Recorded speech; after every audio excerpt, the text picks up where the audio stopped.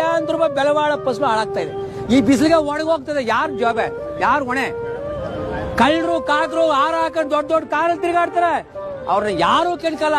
ಅವ್ರ ಮೇಲೆ ಯಾವ ಕಾನೂನು ಇಲ್ಲ. ರೋಡ್ ಮಾಡ್ತಾರೆ, ಕಳಪ ರೋಡು, ಕೋಟಿ ಗಟ್ಟಲೆ ರೋಡ್, ಕಳಪ ರೋಡು, ಅವನ ಮೇಲೆ ಕೇಸ್ ಇಲ್ಲ.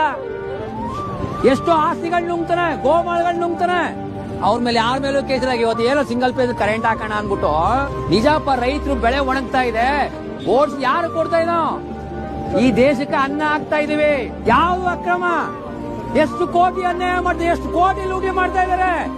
ರೈತರು ಕರೆಂಟ್ ಹಾಕೊಂಡು ಯಾರಿಗೆ ಬೆಳೆದು ಕೊಡ್ತಾ ಇದಾರೆ? ಈರುಳ್ಳಿ ಬೆಳೆದ ಈರುಳ್ಳಿ ತಿನ್ಕೊಳ್ಳೋಣ, ಒಬ್ಬನೇ ತಿನ್ಕೊಳ್ಳೋಣ. ಭತ್ತ ಬೆಳೆದ್ರೆ ಒಬ್ಬ ತಿನ್ಕೊಳ್ಳೋಣ. ನಾವು ಈ ದೇಶಕ್ಕೆ ಅನ್ನ ಹಾಕ್ತಾ ಇದೀವಿ ಕಡಿಮೆ ರೇಟಲ್ಲಿ. ರಾಜಕಾರಣಿಗಳೇ, ಅಧಿಕಾರಿಗಳೇ, ಭ್ರಷ್ಟ ಅಧಿಕಾರಿಗಳ ತಿಳ್ಕೊಳ್ಳಿ. ಬೇರೆಲ್ಲ ಕೂತ್ಕೊಂಡು ಬರ್ದವ್ರು 1 ಲಕ್ಷ 2 ಲಕ್ಷ ಸಂಬಳ. ನಾವು 9 ಗಂಟೆಯಿಂದ 4 ಗಂಟೆಗೆ ದುಡಿದ್ರು ನಂಗೆ 400 ರೂಪಾಯಿ. ಅಲ್ಲಿ ಒಬ್ಬ ಗುಮಾಸ್ತ್ರಿಗೆ 50,000 ಕೊಡ್ತಾರೆ. ಇದ ಕಾನೂನು?